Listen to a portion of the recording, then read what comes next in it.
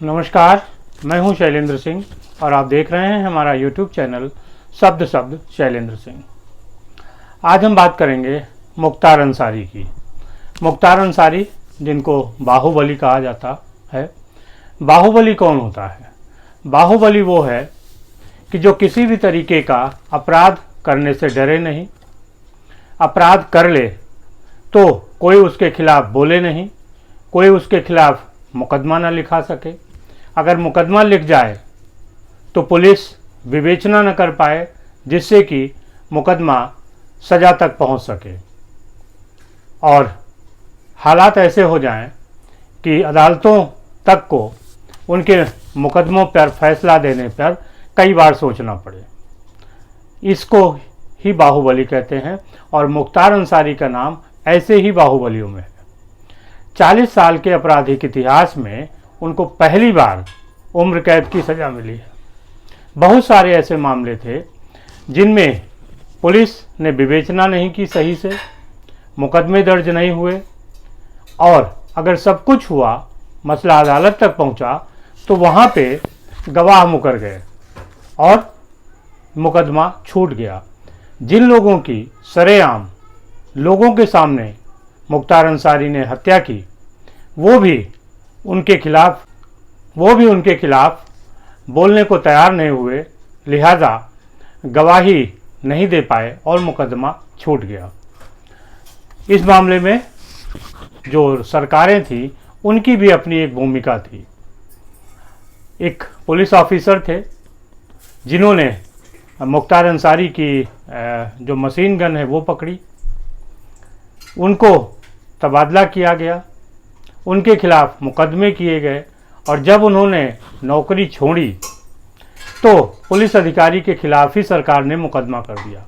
एक दौर ये भी था जब मुख्तार अंसारी के बचाव में उत्तर प्रदेश की सरकार खड़ी रहती थी और आज उत्तर प्रदेश की सरकार इस मजबूती से मुकदमे को लड़ रही है कि मुख्तार अंसारी को 40 साल में पहली बार सजा हुई है। Special DG law and order Prashant Kumar ने इस बात को पूरी तौर से कहा। उनकी बात सुनिए, फिर हम आगे की बात करते हैं। अपराध और अपराधियों के प्रति उत्तर प्रदेश शासन की जीरो टॉलरेंस की नीति तथा माफियाओं के विरुद्ध की जाने वाली कड़ी कार्रवाई के क्रम में आज एक महत्वपूर्ण सफलता हाथ लगी है।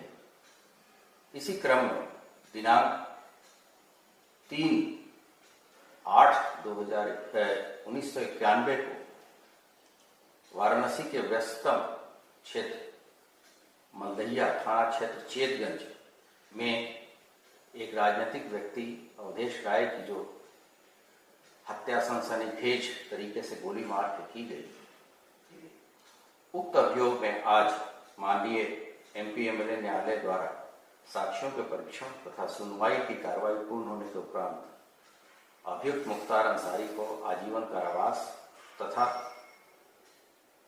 1,20,000 रुपये की जुर्माना की सजा से दंडित किया गया।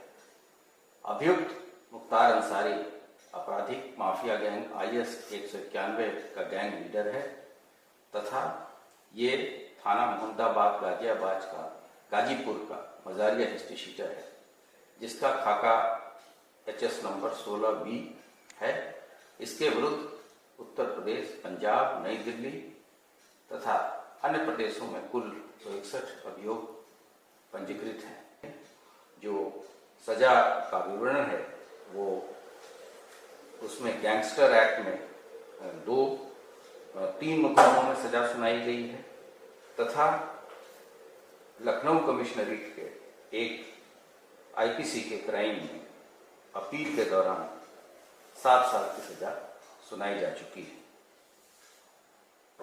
ये माफिया उत्तर प्रदेश के पुलिस के द्वारा जो मुख्यालय स्तर पे माफियाओं के विरुद्ध कार्रवाई का अनुश्रवण किया जाता है, उसका एक मुख्य माफिया है तथा अब तक इसके गैंग और सहयोगियों के विरुद्ध कठोर कार्रवाई की गई है। इस क्रम में इस गैंग के 288 सदस्यों के विरुद्ध प्रभावी कार्रवाई की गई है, जिसमें कुल 155 अभियोग पंजीकृत कराते हुए 202 अभियुक्तों को गिरफ्तार किया गया है। 6 सदस्यों के विरुद्ध राष्ट्रीय सुरक्षा कानून तथा 156 अभियुक्तों के विरुद्ध गैंगस्टर अधिनियम के अंतर्गत कार्रवाई की गई है। गैंगस्टर अधिनियम 14(1) तथा अन्य विधिक नियमों के अंतर्गत लगभग 568 करोड़ से अधिक की संपत्ति का जब्तीकरण तथा ध्वस्तीकरण तथा अवैध कब्जे मुक्त कराए गए हैं। अभियुक्त से संबंधित लगभग 2100 करोड़ से अधिक के अवैध व्यापार तथा टेंडर बंद करने की भी कार्रवाई स्थानीय पुलिस के द्वारा तथा जहां जहां पे भी ये कार्रवाइयाँ चल रही है उस जनपदीय पुलिस के द्वारा की गई है।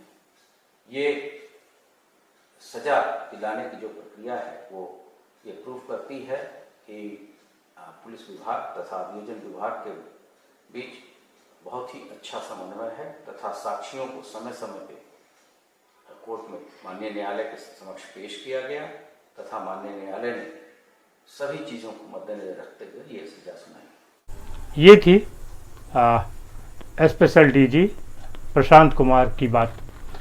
अब जो बातें प्रशांत कुमार ने थोड़ा सा कानूनी दायरे में की हैं, उसे आगे बढ़ते हुए भारतीय जनता पार्टी के नेता हैं राकेश त्रिपाठी, उन्होंने इस पूरी जो घटना है और ये जो पूरा माहौल है उसको किस तरीके से बताया है, सुनिए राकेश त्रिपाठी की बात।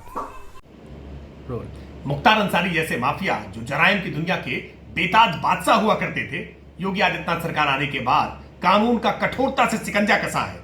उसकी वजह से आज गवाह अपनी गवाही पर अड़े हुए हैं और एक के बाद एक लगातार फैसले आ रहे हैं। अभियोजन पक्ष ने पूरे मामलों में चुस्ती के साथ पैरवी की है, इसीलिए लगातार कोर्ट के द्वारा उनको आजीवन कारावास और तमाम गंभीर मामलों में सजा के फैसले हो रहे हैं। इन सजा के फैसलों से उनमें उम्मीद की किरण जमती है।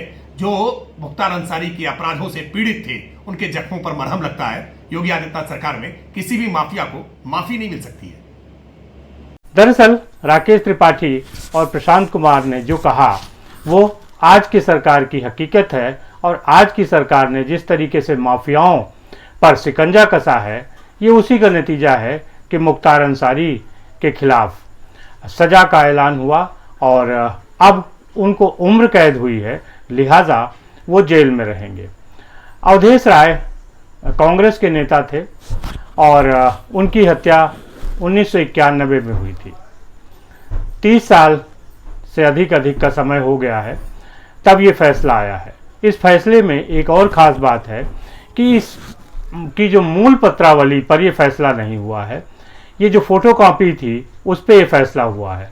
लिहाजा ये भी एक अपने तरीके की नज़ीर है इस केस में कि मूल पत्रावली की जगह अगर फोटोकॉपी पर भी फैसला होता है तो ऐसे फैसले हो सकते हैं।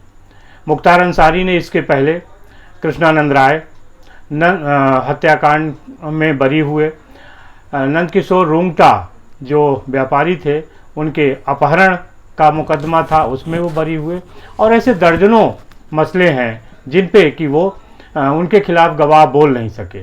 लेकिन अवधेश राय हत्याकांड में उनके जो भाई कांग्रेस के नेता हैं अजय राय और उनके परिवार के लोग, इन लोगों ने बहुत ही शिद्दत के साथ मुकदमे को लड़ा।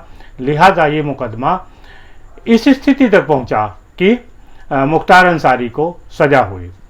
उत्तर प्रदेश की सरकार, योगी सरकार ने माफियाओं के खिलाफ जिस तरीके का एक अभियान छेड़ा है, उसमें माफियाओं को पकड़ने, सजा दिलाने का भी एक रिकॉर्ड है।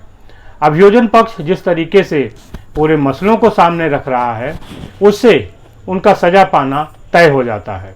लिहाजा अब अपराधियों के मन में डर बैठ रहा है।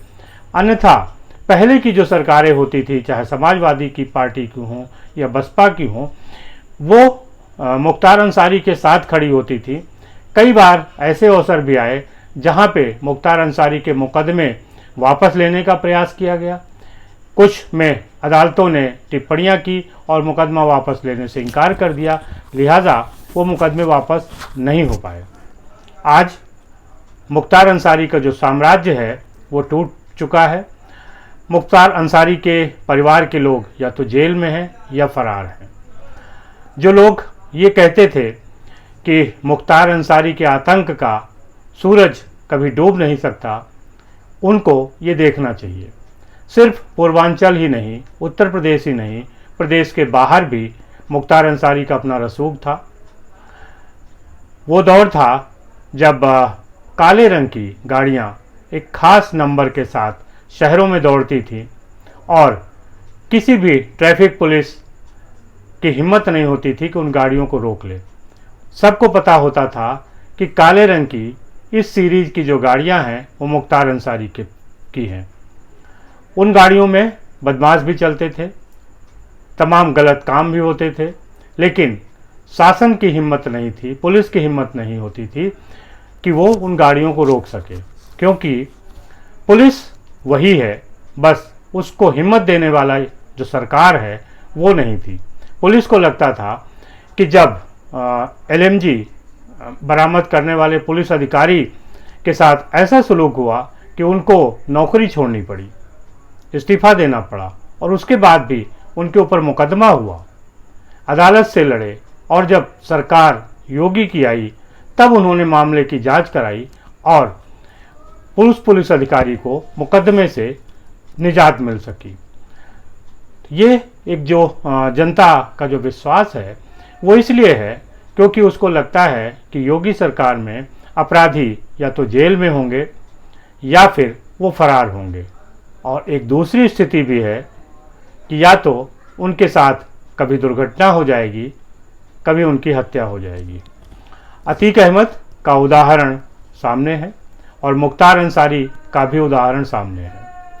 दोनों ही पूर्वांचल के ऐसे माफिया थे जिनके बारे में कोई सोच नहीं सकता था कि इनको अदालत से सज़ा मिलेगी या पुलिस इनको अपने कटघरे में ले जा पाएगी, लेकिन ये योगी सरकार का दमखम था, उनके पुलिस अधिकारियों का साहस था, जिन्होंने इस तरीके की विवेचना की, इस तरीके से अदालतों में मसले को रखा कि इन लोगों को सज़ा हुई। अभी बहुत सारे ऐसे मामले हैं जिनमें सुनवाई हो रही है, लिहाजा और भी सज़ा का ऐलान हो सकता है। फिलहाल ये पहला मामला है अवधेश राय हत्याकांड का, जिसमें मुख्तार अंसारी को उम्र कैद की सज़ा हुई है। अगर इसी तरीके से सरकारें माफियाओं के खिलाफ काम करती रहें, गुंडों के खिलाफ काम करती रहें तो जनता में कानून के प्रति एक विश्वास जगेगा और लोग अपराध दर्ज भी कराएंगे, गवाही भी देंगे। होता ये था कि गवाह की हत्या हो जाती थी।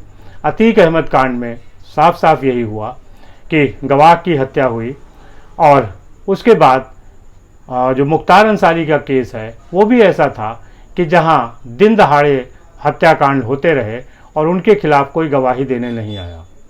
अदालतों से पत्रावलियां गायब हो जाती थीं और गवाह मुकर जाते थे, जिस वजह से मुख्तार अंसारी बचते रहे। लेकिन अब अभियोजन पक्ष ने जिस तरीके से मेहनत की, मुख्तार अंसारी के सामने ऐसे हालात हैं कि मूंछों पे ताव देने वाला बाहुबली अब घुटनों के बल है और जेल के अंदर वो निराश है, हताश है, रो रहा है और अपने किए पर पछता रहा है। शायद इसीलिए कहते हैं कि जो भी गलत काम किए जाते हैं उनका फल ज़रूर मिलता है, देर सही लेकिन मिलता ज़रूर है। मुख्तार अंसारी भी शायद आज यही सोच रहा होगा, लेकिन इसके पीछे जो ताकत है वो उत्तर प्रदेश के मुख्यमंत्री योगी आदित्यनाथ की है, जो पुलिस को आगे करके उसको संबल देके और ये कह के कि नहीं, अच्छा काम करो, सही से न्याय करो और अपराधियों को सज़ा दिलाओ। शुक्रिया, धन्यवाद।